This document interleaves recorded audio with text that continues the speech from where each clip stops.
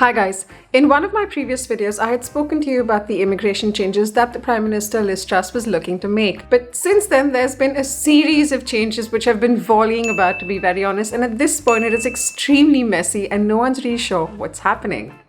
So in today's video I'm breaking down what the changes are and what you can expect in terms of visa immigration for the UK.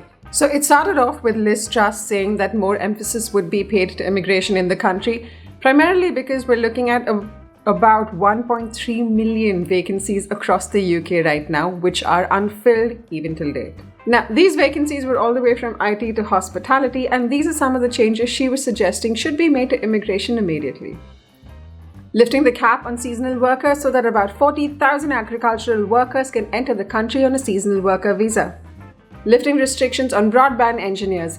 Easing the requirements for the English language test for certain visas. A new visa to attract the top graduates from all over the world.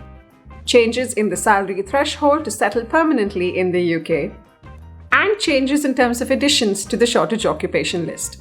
Now, since that happened, a lot of other things happened. It started off with Suella Braverman, who is the Home Secretary, saying that the UK needed to reduce net migration. Now, some of the statements she made included saying that there were too many low-skilled migrants coming into the UK. She also said there were too many students coming into the UK and overall too many dependents in the UK. And the fear was that the dependents that were coming in were either working in low-skilled jobs or not working at all, and thus not contributing to the economy of the UK. Apart from this, she also made some comments on immigrants and migrants crossing the channel and New Age slavery, but let's not get into that. Now, since then, there have been a bunch of opposing views that have been coming in all from the government, and it's all conflicting views, which is where the challenge comes in.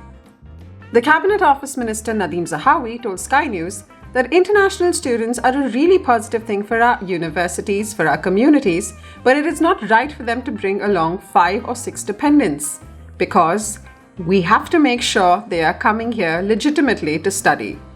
So here's the thing, the Home Office data shows that there has been a 5-fold increase in the number of dependents that are coming to the UK along with actual students who are planning to study in the UK.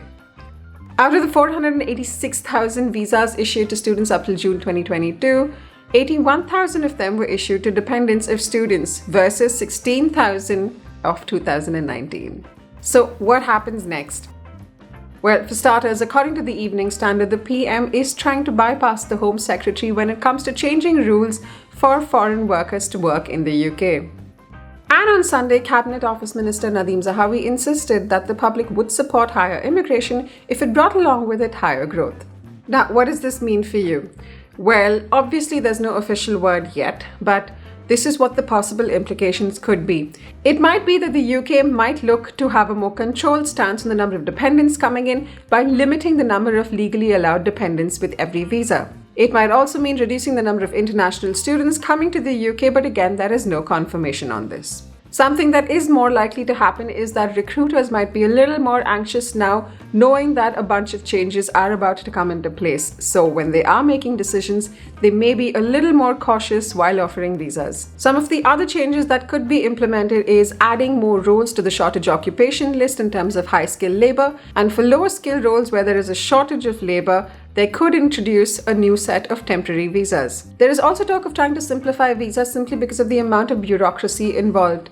The Global Mobility Visa, which was supposed to ease things out for this certain set of visas, has apparently made things more complicated, and businesses are continuously complaining of more bureaucracy and a lot more time involved, and honestly, too much of change, too much of chaos. So the government might look to streamline all of this and ease this if they are looking at hiring great talent from outside the country. Now, what should you do? Well, obviously, if you are in the process of applying for a visa, I would suggest you go ahead and do that as soon as you can before any rules change in case they are going to work against you.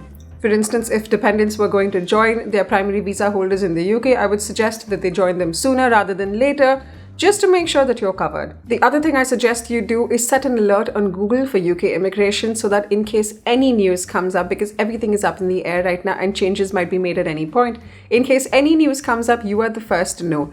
If you don't do that, make it a point to actively check UK immigration news every single day. A lot of you follow gov.uk, and that's absolutely brilliant, but the thing is, the news is going to be published there only once the changes have taken into or come into effect. Until then, you have to absolutely read the news so that you are informed on what's going on in the country. Now, if you'd like to know a lot more about the changes being suggested by the Prime Minister, all you need to do is watch this video.